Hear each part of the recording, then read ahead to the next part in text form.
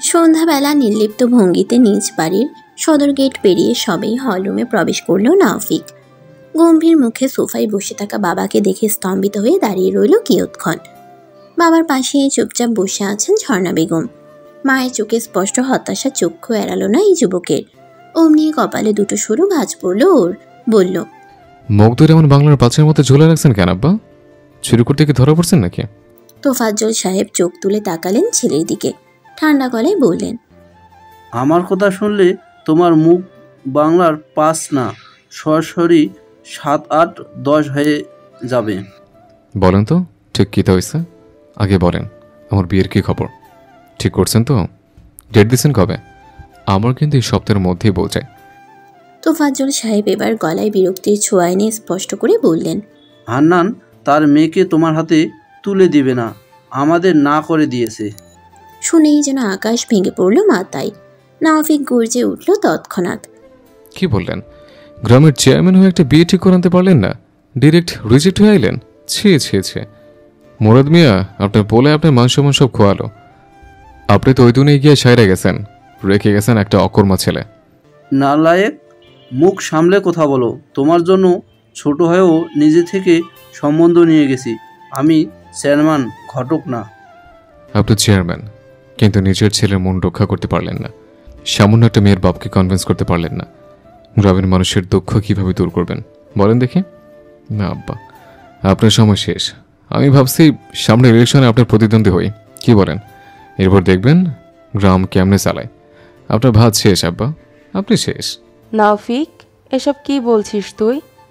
বাবা হয় তোর? যা বলছে একদম ঠিক বলছে মা।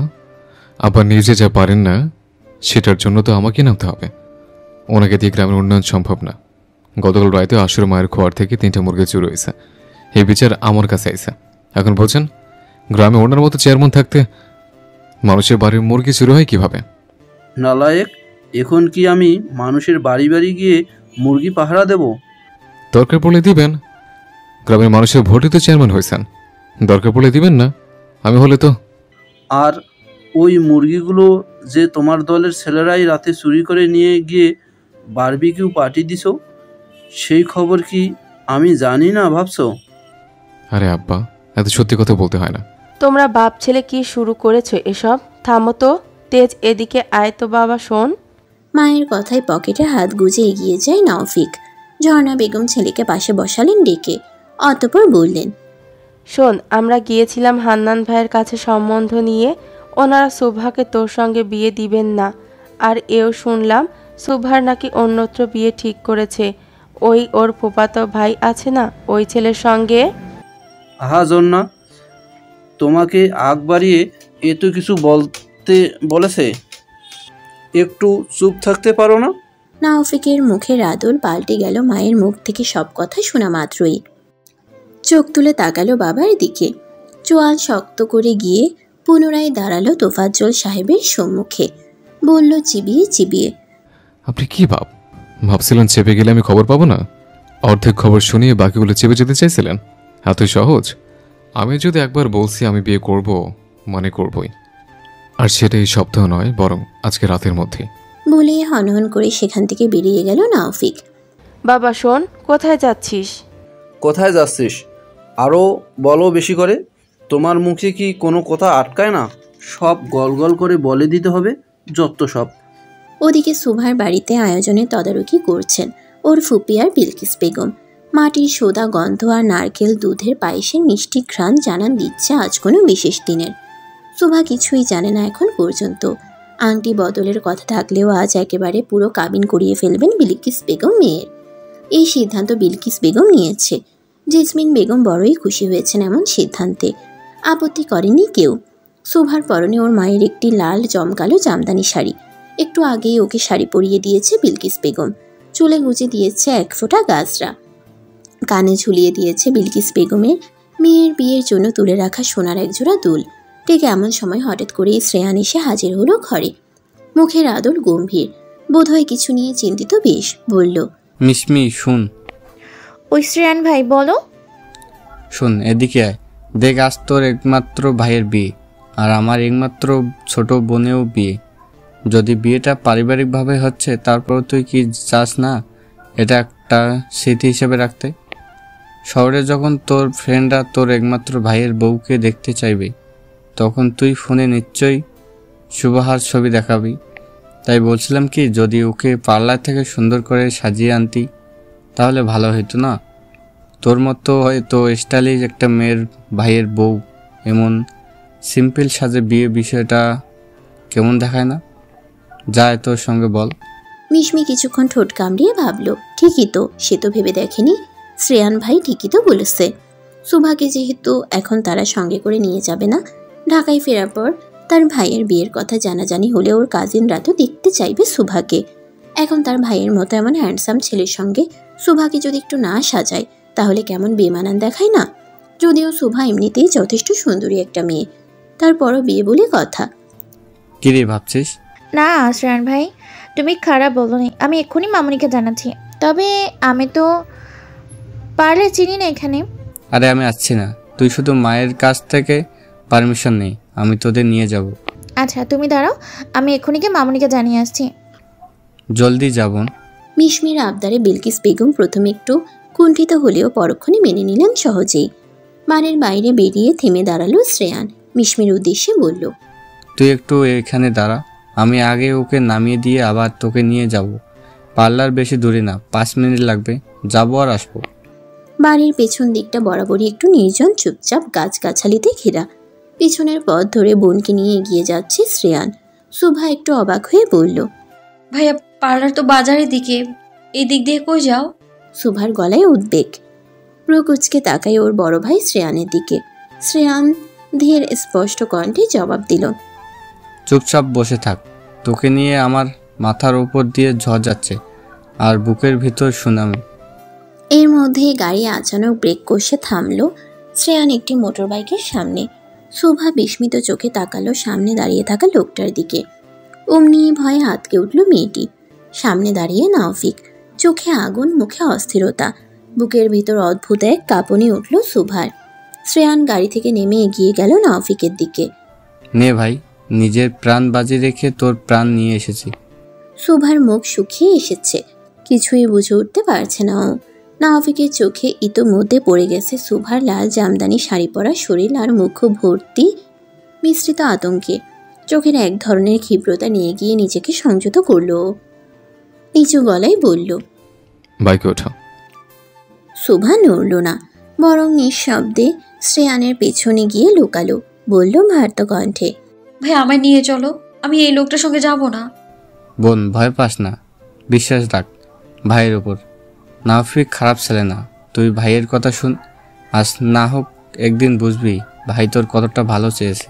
তবুও শোভা মাথা নাড়ায় না, পা মাটিতে গেড়ে দাঁড়িয়ে থাকে ওখানেই। তখনই হঠাৎ বিস্ফোরণ ঘটে নাওফিকের, বলে অধৈর্য হয়ে, বাল, এসব বাদ দে।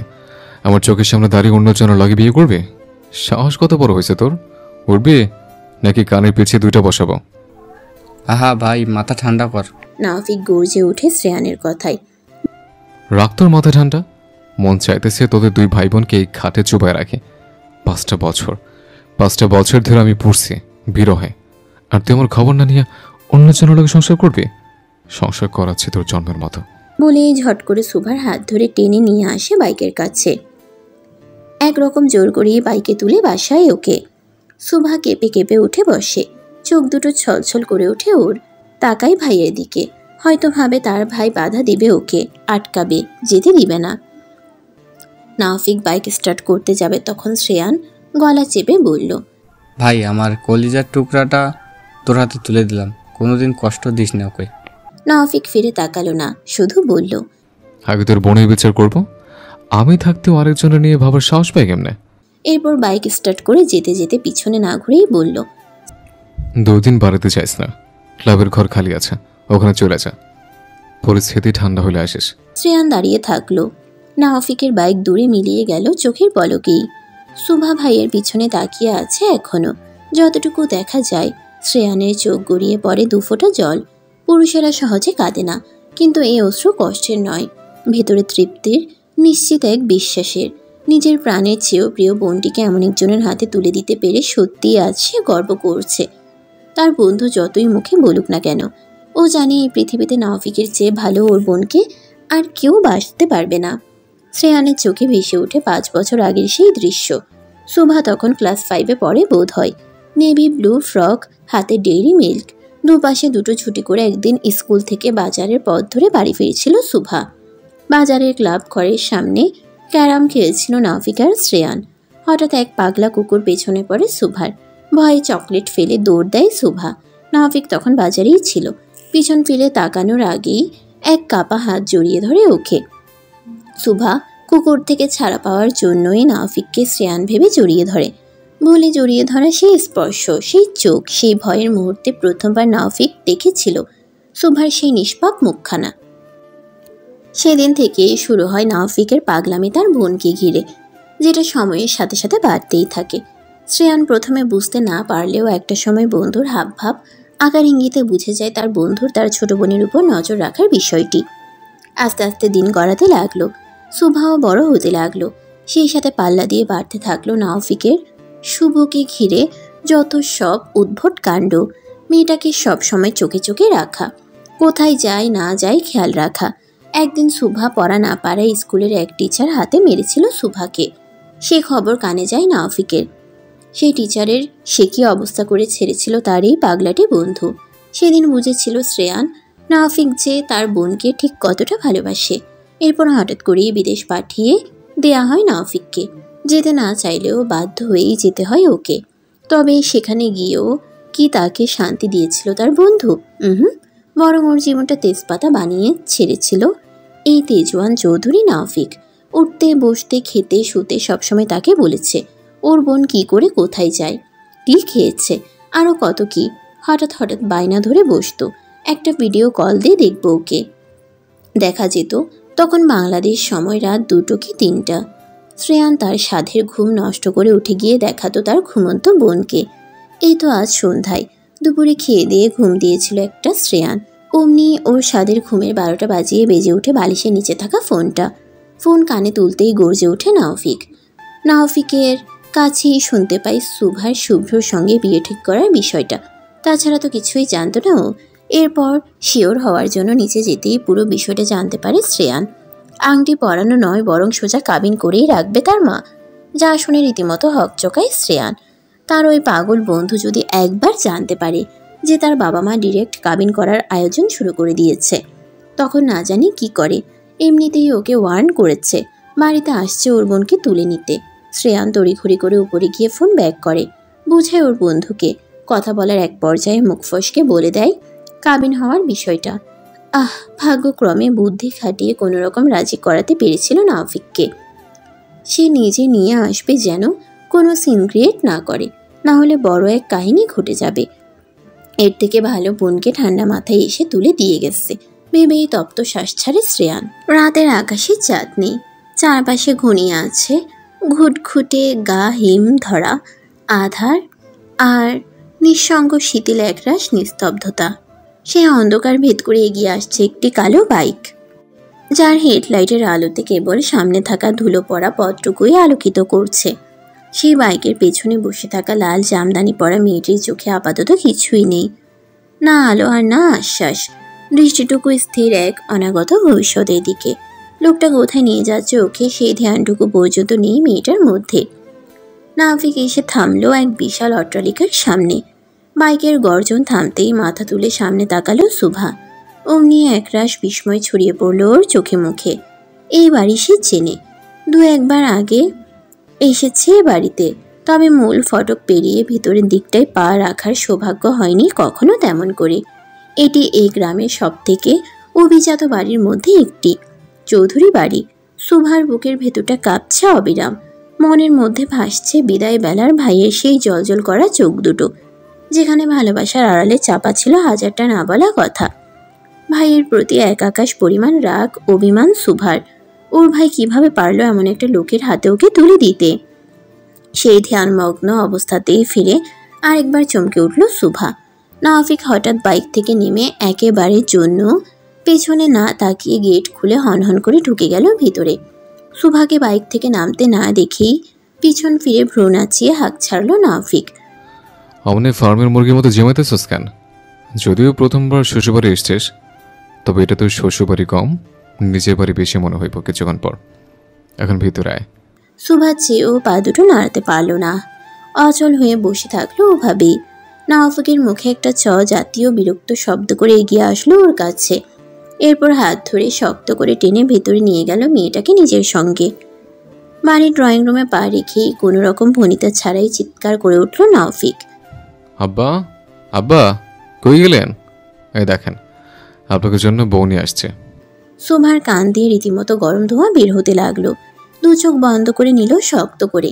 মুখের লজ্জায় চোখের কোণে পানি জমে উঠল। নাওফিকের মুখে কোনো লাগাম নেই, মানুষটা যা মনে আসে তাই বলে, আর আচরণ সেটা তো বাঘের থেকেও হিংস্র। এই তো বাইকে ওঠার পর সুভা লোকটাকে ধরে না বসাতে লোকটা রুক্ষ কর্কশ কণ্ঠে হিসিয়ে বলেছিল, ধরছিস না কেন? পরে গিয়ে হাত পা ভাঙলে আবার তোর বাপ মা ভাই বলবে মেয়েটাকে নিতে না নিতেই হাত পা ল্যাংড়া করে ফেলছে, ভাববে অন্য কিছু উল্টা পাল্টা। ধরে বস।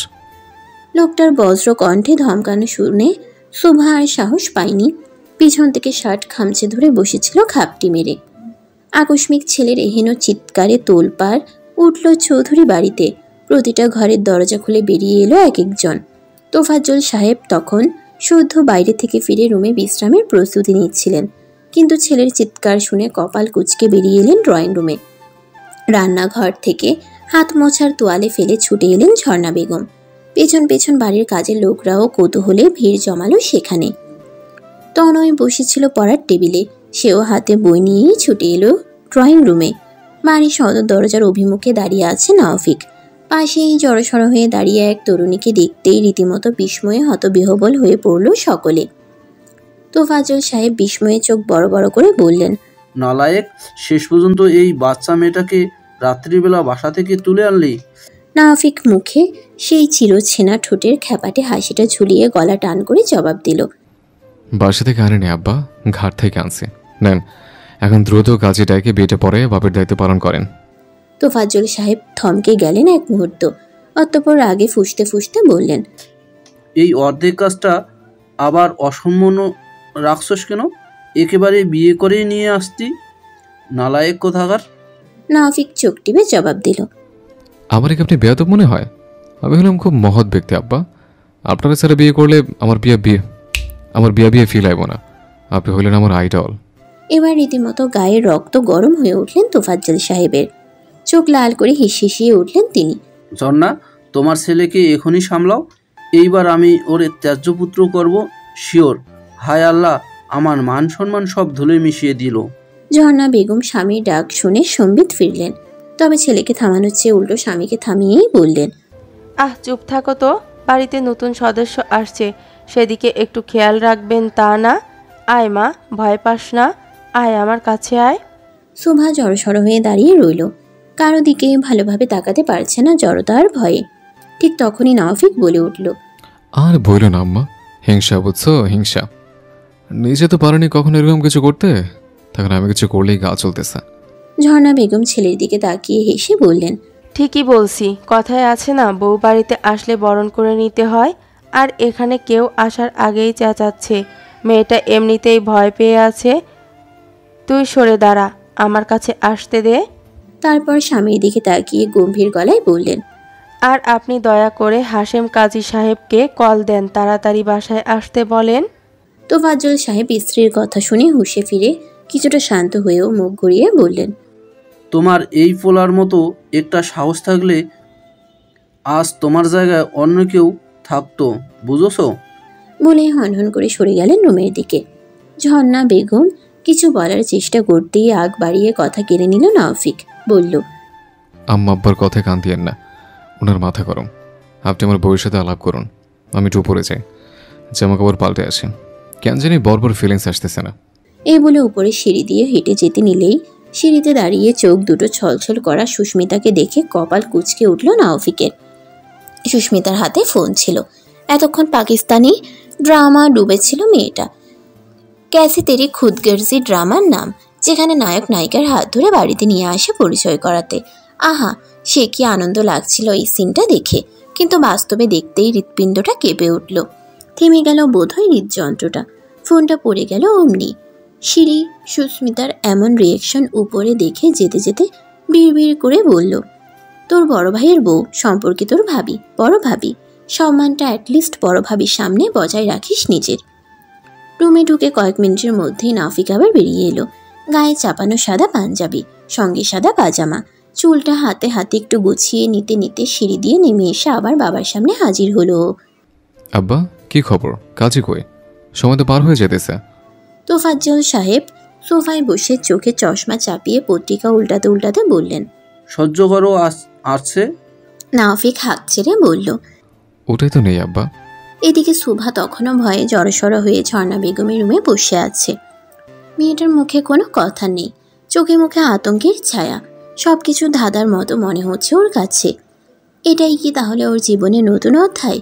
ঝর্ণা বেগম বাইরে এসে ছেলেকে উদ্দেশ্য করে বললেন, কিরে, মেয়েটা তো একদম ভয় পেয়ে আছে। ভাবছিলাম ওর বাবা মাকে ডেকে এনে একসঙ্গে বিয়েটা।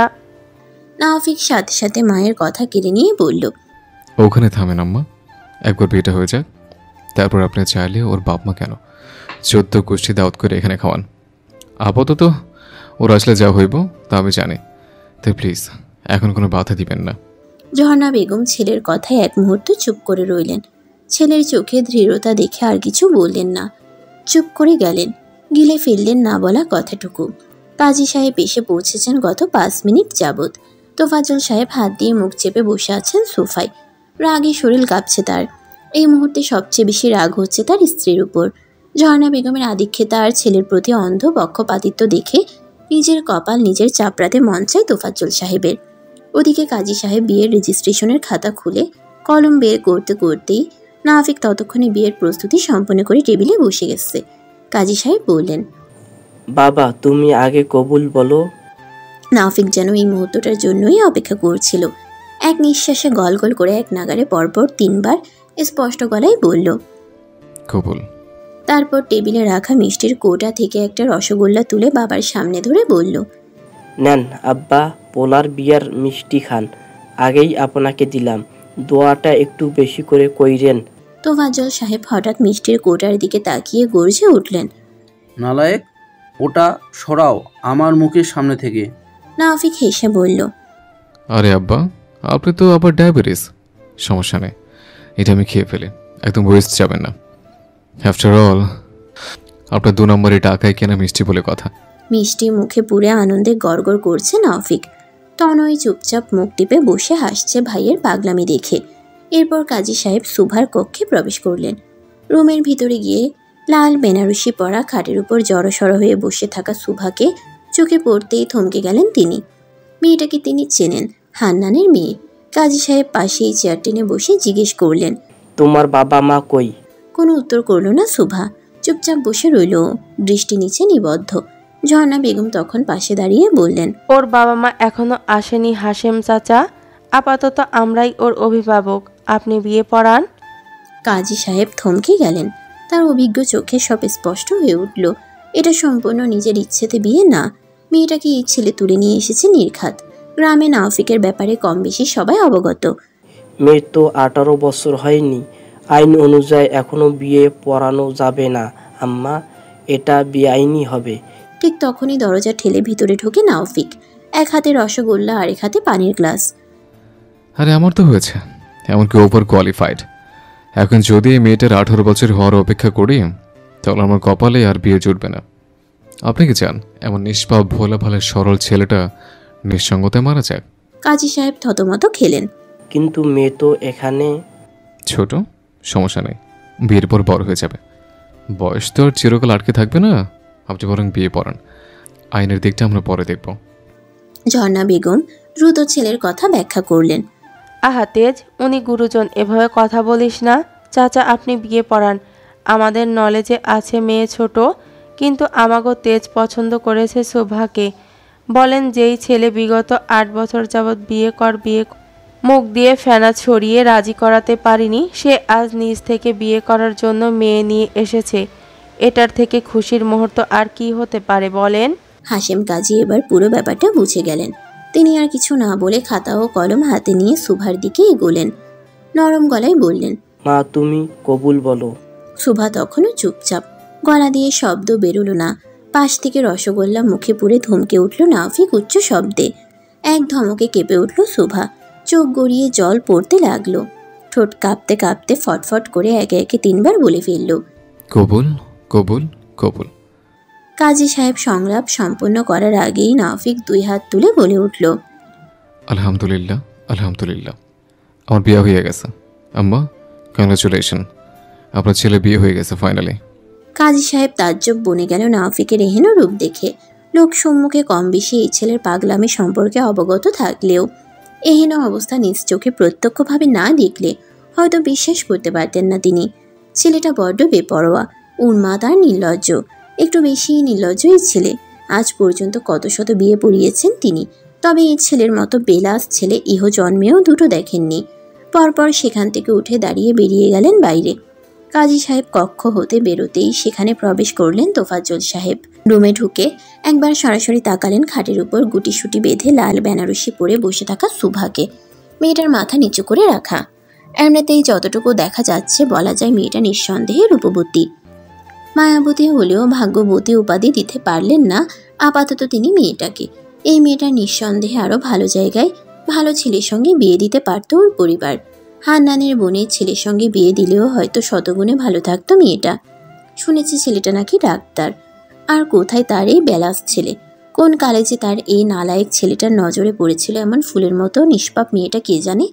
তোফাজ্জল সাহেবের মতে এই নিষ্পাপ ছোট মেয়েটার জীবনের মানে শেষ আপাতত তার এই ছেলের খপ্পরে পড়ে। তবে তিনি তা হতে দিবেন না। ছেলে বিয়ে করতে চেয়েছে, করিয়েছেন, এর বেশি কিছু নয়। এই ছোট্ট মেয়েটার জীবনটা এখানেই শেষ হয়ে যেতে দিবেন না তিনি। ঝর্ণা, তুমি ওকে সুস্মিতা রুমে দিয়ে আসো। আজ রাতটুকু ও সুস্মিতার সঙ্গে থাকবে। এতক্ষণ যাবৎ হাসি খুশি থাকা মুখটা মুহূর্তেই চুপসে গেল নাফিকের। উৎফুল্লতা হারিয়ে ধারণ করলো বিবর্ণ ফ্যাকাশে বর্ণ। হতবিহবল চোখে তাকালো বাবার দিকে। তোফাজ্জল সাহেব উক্ত কথাগুলো বলে একবার ছেলের দিকে তাকিয়ে বেরিয়ে গেলেন রুম হতে। নাফিক বাবার পিছু পিছু হাঁটা ধরে বলল, এটা কি হলো আব্বা? তোফাজ্জল সাহেব যেন শুনেও শুনলেন না ছেলের কথা। উপরে নিজের কক্ষে উঠে যেতে লাগলেন। নাফিক আবারও বলল, আব্বা, আপনি এটা কি বলে এলেন? আমার সদ্য বিয়ে করা বউ কেন সুস্মিতা রুমে যাবে? আমার এত বড় রুম কি আপনার চোখে পড়ে না? ওদিকে নাফিকের অবস্থা দেখে ঠোঁট টিপে হাসছে তনয়। ঝর্ণা বেগম নিজেও হতভম্ব স্বামীর এহেন সিদ্ধান্তে। তবে মন্দ বলেননি তিনি। মেয়েটা সত্যিই ছোট, আর একটু সময় দেওয়া দরকার। বিয়ে যেহেতু হয়েছেই তাহলে এখন আর এত তাড়া কিসের? নাফিক নেমে এলো নিচে, মায়ের দিকে তাকিয়ে করুণ সুরে বলল, এটা বাপ না মির্জাফরের বংশধর? দুনিয়া কি ছেলের অভাব পড়ছিল আম্মা? আপনার বাচ্চা বাচ্চা মির্জাফরের বিয়ে করতে হইলো?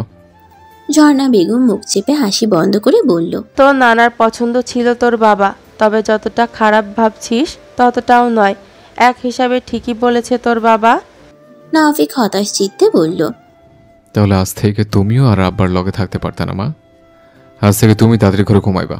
শুনে রাখেন তোফাজ্জল সাহেব, শেষ পর্যন্ত আমার ওই নাদিস নদিস বউটাকে আমার ঘরে না পাঠাবেন, সে পর্যন্ত আপনার বউও আপনার ঘরে যাওয়া নিষেধ। কঠিন নিষেধাজ্ঞা দিলাম আমি তেজওয়ান নাফিক চৌধুরী। রাতটুকু কোনো রকম পার করলো নাফিক জেগে জেগে কাটিয়ে। দু চোখে ঘুম নেই, মনে শান্তি নেই। ঘুম আসবে কি করে? মেয়েটাকে ভালোবাসে পাগলের মতো। অবশেষে ধমকিয়ে ধামকিয়ে বিয়েও করেও লাভ কি হলো? বিয়ের প্রথম রাতেই তার বাবা তার নতুন বউটাকে আলাদা রুমে পাঠালো ঘুম পাড়াতে। তাও আবার ওই সুস্মিতা রুমেই পাঠাতে হলো। তবে খবর নিয়ে জেনেছে সুস্মিতা নাকি ওই রুমে ঘুমায়নি। তার বদলে ঝর্ণা বেগম ঘুমিয়েছেন সুভার সঙ্গে। সারা রাত জেগে জেগে কাটিয়ে শেষ রাতের দিকে কেবল চোখ দুটো লেগে এসেছে তার। সকালবেলা এখনো পুরোপুরি সূর্যের তেজ প্রখর হয়নি। অমনি বাড়িতে চেঁচামেচির শব্দে বিরক্তিতে ঘুম ছুটে গেল নাফিকের। উগ্র মেজাজে উঠে বসলো খাটে। আচানক মস্তিষ্ক ধপ করে জ্বলে উঠল ওর। মনে পড়ে গেল বউটার কথা। তড়িঘড়ি করে উঠে দাঁড়ালো, বের হয়ে আসলো রুম হতে। সোজা নিচে নামতেই দেখতে পেল সোফায় বসে থাকা হান্নান সাহেবকে। পাশেই দাঁড়িয়ে আছে শ্রেয়ান, মস্তক নিচে তাক করা। নাফিক নিচে নামতে নামতে শ্রেয়ানের দিকে একবার তাকালো চোখ রাঙিয়ে। শ্রেয়ান বাবার সামনে মুখ ফুটে কিছু বলতেও পারছে না। সামনেই আসনে বসে আছেন মির্জাফর খ্যাত তার বাবা তোফাজ্জল চৌধুরী। নাফিকের কাছে আপাতত বিষয়টা পানির মতো স্বচ্ছ। এসব তার বাবার করা কাণ্ড কারখানা। গতকাল রাতে ছেলেকে বউ ছাড়া করে রেখে শান্তি পায়নি তার বাবা। তাই তো সকাল হতে না হতেই খবর দিয়েছে ওনাদের। নাওফিক নামতেই ওর উপর দৃষ্টি পড়ল সকলের। তোফাজ্জল সাহেব বললেন, যা বলার আগেই সব বলে দিয়েছি, নতুন করে আর কিছু বলার নেই। তো সিদ্ধান্ত সেটাই থাক, শোভা আজ থেকে তোমাদের বাড়িতে থাকবে। তবে মনে রেখো, ও কিন্তু তোমাদের মেয়ে হওয়ার পাশাপাশি এখন চৌধুরী বাড়ির বউ। বাবার এহেন কথায় বিনা মেঘে বজ্রপাত ঘটল নাওফিকের মাথার উপর। তার বউ কই? তার মানে তার বউটাকে কি তার বাবা আগে ভাগেই বাড়িতে পাঠিয়ে দিয়েছে? তার এই মির্জাফর বাপটা কি করতে চাচ্ছে? তার বউকে তার পারমিশন ছাড়া দিয়ে দিল? গর্জে উঠল নাওফিক। এসব কি বলছেন মির্জা আব্বা? আপনি আমার বউকে আমার মতো ছাড়া কিভাবে শ্বশুরবাড়ি পাঠানোর সিদ্ধান্ত নিলেন? তোফাজ্জল সাহেব ছেলের কথার পাত্তা দিলেন না বিশেষ। পাশে দাঁড়িয়ে থাকা ঝর্ণা বেগমকে উদ্দেশ্য করে বললেন, ওদের নাস্তার ব্যবস্থা করো। আব্বা, আমি কিছু জিজ্ঞেস করেছি। আম্মা, এসব কি হইতেছে? এখন কিন্তু বেশি বেশি হচ্ছে বলে দিলাম। তোমার বউ এর আগে শুভা ওনাদের মেয়ে তেজ। এমনিতেই গতকাল তুমি ভুল করছো। তোমার ভুল সিদ্ধান্তে আমরা সাহায্যও আমরাও তাতে শরিক হয়েছি। তবে আর না, মেয়েটা এখনো পূর্ণবয়স্ক নয়। অপেক্ষা করো, ধৈর্য ধরো। অপেক্ষা করব 5 বছর যাবৎ। সেটাই তো করে যাচ্ছে আব্বা। এভাবে অপেক্ষার ধৈর্য ধরতে ধরতে আমাকে তো নিরামিষ হয়ে মরতে হবে শেষমেশ। নালায়েক, মুখের ভাষা ঠিক করো। সামনে তোমার শ্বশুর আছে, অন্তত সেটা একটু মাথায় রেখো। রাখেন তো আব্বা আপনি আপনার মান সম্মান। বউ ছাড়া শ্বশুর দিয়ে আমি কি করব? আমার বউ এনে দেন, নাহলে কিন্তু খুব খারাপ হয়ে যাইব। নাওফিকের হুমকি স্বরূপ বার্তাখানা আমলে নিলেন না তোফাজ্জল সাহেব। ভাবলেশহীনভাবে উঠে দাঁড়িয়ে যেতে যেতে বললেন ছেলের উদ্দেশ্যে, নাটক বন্ধ করো তেজ, জীবন নিয়ে সিরিয়াস হও, না হলে পরে পস্তাবে। রাখেন আপনার লেকচার। এখানে আমার বউ নিয়ে টানাটানি, আর আপনি আছেন জীবন নিয়ে। মেয়েটাকে আমি ভালোবাসি আব্বা। ভালোবাসা? এই মেয়েটার চোখে কি তুই ভালোবাসা দেখছিস? সে তো ভয়ে জমে আছে রে। বিয়ে শুধু ছেলে খেলা নয়, বিয়ে মানে দায়িত্ব, বিয়ে মানে সম্মান। আর তোর মধ্যে এসব কোনোটাই ছায়াও নাই। যেদিন লাইফ নিয়ে সিরিয়াস হতে পারবি, সেদিনে আমি নিজে গিয়ে মেয়েটাকে এই বাড়িতে নিয়ে আসবো, কথা দিলাম। বলেই উক্ত জায়গা ত্যাগ করলেন তোফাজ্জল সাহেব। নাওফিক রাগে রি করতে করতে নিজের রুমে চলে গেল। যাওয়ার আগে অবশ্য একবার শ্রেয়ানের দিকে তাকালো। শ্রেয়ান চটজলদি মাথা নিচে নামিয়ে ফেললো আবার। বন্ধুর জন্য তার বুকটা ফেটে চৌচির হয়ে যাচ্ছে। আহারে বেচারা। পরন্ত বিকেল, সূর্যের কিরণ মলিন হয়ে এসেছে ধরণী জুড়ে। আসরের আজানের নামাজ পড়তে গেছেন হান্নান সাহেব। বাড়িতে আপাতত বিলকিস বেগম আর সুভাকে সকালবেলা বিলকিস বেগম তার সাথে করে নিয়ে এসেছে। তোফাজ্জল সাহেব আগে ভাগে মেয়েটাকে পাঠিয়ে দিয়েছে বাড়িতে। শিউলি এসেছে ঠিক দুপুরের মাঝামাঝি সময়। সেই যে সুভার রুমে ঢুকেছে আর বের হওয়ার নাম নেই। শ্রেয়ানোর রুমে সারাদিন রুম থেকে বের হয়নি আর। রুম জুড়ে পায়চারি করছে লাগাতার। খাটের উপর যান্ত্রিক ডিভাইসটা বেজে চলেছে সেই কখন থেকে। রিসিভ করার সাহস নেই শ্রেয়ানের। সে জানে এই কল রিসিভ করা মানেই ঘোর বিপদ। বিপদ মানে পুরোই বিপজ্জনক। রিসিভ করবে না সে। তার বন্ধু যে পরিমাণ রেগে তার উপর, কোন সময় বোম ব্লাস্ট করে কে জানে। প্রতিবারের মতো এবারও ফোনটা রিং হয়ে কেটে গেল। বিরক্তি আর রাগে দাঁত কিরমির করে নিজের রাগ সংবরণ করল নাওফিক। শেষমেশ তার বন্ধুটাও মির্জাফরের দলিলে নাম লিখিয়েছে। মনে মনে সিদ্ধান্ত নিল নাওফিক সে বাড়ির ভিতরে যাবে। বউটাকে দেখে না গোটা একটা দিন হতে চলল। বিয়ে হলে নাকি মেয়েদের মধ্যে আলাদা একটা সৌন্দর্য ভর করে। তার নাদুস নদুস বউটা তো এমনিতেই মাশাল্লাহ। এখন বিয়ের পর চেহারায় কতটা স্নিগ্ধতা এসেছে সেটা দেখবে না সে নিজ চোখে? অন্তত এতটুকু দেখার অধিকার তো তার আছেই। বেমেই বাড়ির সদর দরজায় কড়া নাড়ল নাওফিক। একবার দুবার দরজায় নক করতেই খুন্তি হাতে রান্নাঘর থেকে বেরিয়ে এলেন বিলকিস বেগম। দরজা খুললেন চটা ভঙ্গিতে। অমনি দরজার সামনে কালো 3/4 প্যান্ট আর ধূসর রঙা টি শার্ট গায়ে শুদ্ধ হওয়া মেয়ে জামাই উর্ফে নাওফিককে দেখে চটা মেজাজ আরও চটে গেল বিলকিস বেগমের। কপালে পরপর মোটা দুটো ভাঁজ পড়ল মহিলার।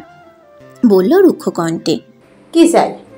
প্রথম আপনার মেয়েকে, এরপর ঘরে লুকিয়ে থেকে আপনার গুণধর ছেলেটাকে। যেমন প্রশ্ন তেমন জবাব। বিলকিস বেগম রাগ দেখাতে চেয়েও দমে গেলেন। যতই হোক তার মেয়ের জামাই, যদিও এই ছেলেটাকে কেন জানি পছন্দ নয় বিলকিস বেগমের। তবে আজ সম্পর্কটা সম্পূর্ণ ভিন্ন। এখন বিয়েটা যেভাবেই হোক হয়েছে তো। দরজা থেকে সরে দাঁড়ালেন বিলকিস বেগম। সেই সুযোগেই নিজের জন্য জায়গা করে ভিতরে ঢুকল নাওফিক। প্যান্টের পকেটে দুহাত খুঁজে পিছু না ফিরিয়ে শাশুড়ির উদ্দেশ্যে বলল, আম্মাজান, আমার বউটা কি ঘরে আছে? লজ্জায় নাক কাটা গেল বিলকিস বেগমের। চিবিয়ে চিবিয়ে বললেন, আছে নিজের ঘরে, তবে ওই ঘরে যাওয়া যাইব না, তোমার নিষেধ আছে। তুমি নিচেই বও, আমি শ্রেয়ান রে ডাইকা দিতাছি। বলেই হাঁক ছাড়লেন বিলকিস বেগম ছেলের উদ্দেশ্যে। শ্রেয়ান, ওই শ্রেয়ান, নিচে নাম, দেখ তোর পানের পিয়ারের বন্ধু আইছে। বলেই রান্নাঘরে ছুটে গেলেন তিনি। নাওফিক ভরকালো। এতদিন শুনে এসেছে নতুন জামাইদের শ্বশুরবাড়িতে নাকি সেই রকমভাবে খাতির আপ্যায়ন করা হয়, কিন্তু তার পোড়া কপাল। শ্রেয়ান চমকিয়ে নিচে নেমে এলো তৎক্ষণাৎ। মনে মনে যা ভেবেছিল তাই। নামতে নামতে বলল, শেষ পর্যন্ত বাড়িতে এসে পড়লি? আমার কল কেন ধরিস না শালা? সম্মান দিয়ে কথা বল ভাই, সম্পর্কে সম্বন্ধী হই তোর, শালা না। তোর বোন কইরা? রুমেই। আমার পাগলা শাশুড়িটার একটু সামলাতো, আমি তোর বোনটার সঙ্গে একটু বোঝাপড়া করে আসি। বলেই শ্রেয়ানকে কিছু বলতে না দিয়ে উপরের দিকে ছুটল নাওফিক। তুই এতক্ষণ দইরা যা কইলি সব কি সত্যি রে সুভা? শিউলির চোখ দুটো বিস্ময়ে হতবিহ্বল। এতদিন তাহলে নাওফিক ভাইয়ের মনের ভিতরে এমন কাহিনী ছিল, আর ওর মতো দুরন্ত চতুর হয়েও সেটা আন্দাজ করতে পারেনি।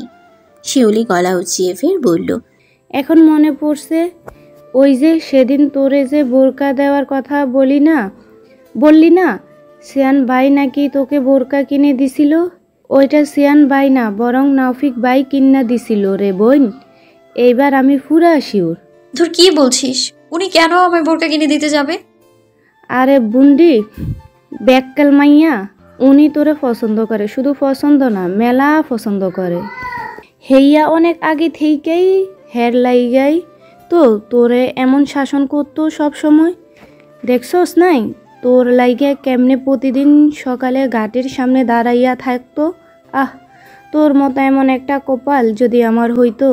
বোন আয় তো, এদিকে আয়, তোর কপালের লগে একটা ঘষা খাই।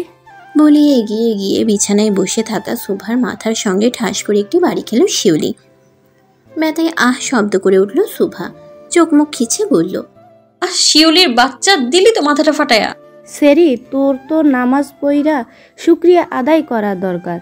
কি কপাল রে বোন তোর। ইস, নাওফিক ভাইয়ের মতো এমন একটা জামাই পাইছোস, চেয়ারম্যান বাড়ির বউ তুই। আমি তো খালি ভাবতেছি মুনিয়াপুর কথা। আহারে বেচারি, শুনলে কি যে কষ্ট পাইব। উফ, শিউলি চুপচাপ থাকতো। আমার এমন কপাল চাই না, আর না চাই ওই বজ্জাত বেটা নাওফিককে। ওনাকে দেখলেই তো ভয় আমার হাঁটু কাঁপে। সবসময় ধমকের উপর রাখেন আমায়। ধমকে তো তখন কবুল বলিয়েছিল, নইলে আমার কি ঠেকা পড়েছিল ওনাকে বিয়ে করতে। আর তুই বলছিস ভালোবাসে? আরে ওইটা শাসন করে তোরে, অমন একটু একটু শাসন মানাই যায় বোন। এখন তুই কি সিদ্ধান্ত নিছস, কি করবি? আমি আবার কি করব? আব্বা আম্মা যা বলবেন তাই করব। সেরি আকাইম্মা, তোর জায়গায় আমি হইলে ওই বাড়ির থেকে আর বাইর হইতাম না। আহা আহা, নাওফিক ভাই এখন আমাগো দুলাভাই। ইস, আমার এটা ভাবতে তো কেমন কেমন জানি লাগতাছে। আল্লাহ। সুভা বান্ধবীর এমন রিয়াক্টে ভ্রুকুচকিয়ে নিল বিরক্তিতে। এর মাঝে দরজায় কড়া নাড়ার শব্দ, সেদিকে তাকালো দুজনেই। সুভা উঠে দাঁড়ালো, ভাবলো হয়তো তার মা এসেছে। দরজা খুলতেই এই মুহূর্তে নাওফিককে নিজ কক্ষের দরজার সামনে উপস্থিত দেখে হতভম্ব সুভা। সুভাকে এভাবে স্থির দাঁড়িয়ে থাকতে দেখে শিউলি এগিয়ে এসে দাঁড়ালো দরজার বরাবর। অমনি মেয়েটার মুখেও স্থিরতা পড়ল তৎক্ষণাৎ। ওদিকে নাওফিক এতক্ষণ যাবৎ ভেবেছিল তার বউটা বোধহয় একাই রুমে রয়েছে। তবে পিছনে দাঁড়িয়ে থাকা শিউলিকে দেখে মেয়েটার দিকে রাগি চোখে তাকাতেই তৎক্ষণাৎ কিঞ্চিত নড়েচড়ে গিয়ে শুষ্ক ঢুক গিল শিউলি। পিছন থেকে চিমটি কাটল সুভাকে। ধ্যান ভাঙল সুভার। শিউলি কাচুমাচু করে মিনমিন করে বলল, আমি তাহলে আসছি রে সুভা, মা চিন্তা করবেন। বলেই বের হতে নিলে দরজা থেকে সরে দাঁড়ালো নাওফিক। শিউলি কোনো রকম ভাগলো সেখান থেকে। ভরকালো সুভা। মেয়েটা সুযোগ বুঝে পালালো আবারও। কিন্তু এই লোক সোজা ওর রুম পর্যন্ত কিভাবে আসলো? এখন কি করবে ও? মনে মনে কঠোর সিদ্ধান্ত নিল সুভা। মুখের উপর ঠাস করে দরজা বন্ধ করতে যাবে, অমনি দরজার কপাট ধরে ফেলল নাওফিক। বাঁকা হেসে ভিতরে ঢুকতে ঢুকতে বলল, বরের মুখের উপর দরজা বন্ধ করে দিচ্ছিলে? নির্দয় নারী, বরের জন্য একটু মা হলো না তোর? কাল বিয়ে হতে না হতেই মায়ের সঙ্গে লুকিয়ে এসে বসে আছিস দিব্যে? ভেবেছিস পালিয়ে বাড়িতে আসতে পারলেই আমার হাত থেকে রেহাই পাবে? বলেই ভিতরে ঢুকে পড়ল নাওফিক। ঢুকেই ধ্রিম করে দরজা লাগিয়ে দরজার সঙ্গে হেলিয়ে দাঁড়ালো। সুভা থতমত খেয়ে হাঁসফাঁস করতে লাগলো। একটু আগেই শিউলিকে রেখে গোসল সেরেছিল ও মায়ের ধমকে। মাথার চুলগুলো এখনো তেমন শুকায়নি, এখনো আধ ভেজা। পরনে আকাশি রঙা একটা ত্রিপিস। নাওফিক একবার আপাত মস্তক পর্যবেক্ষণ করে নিল তার সদ্য হওয়া বউয়ের।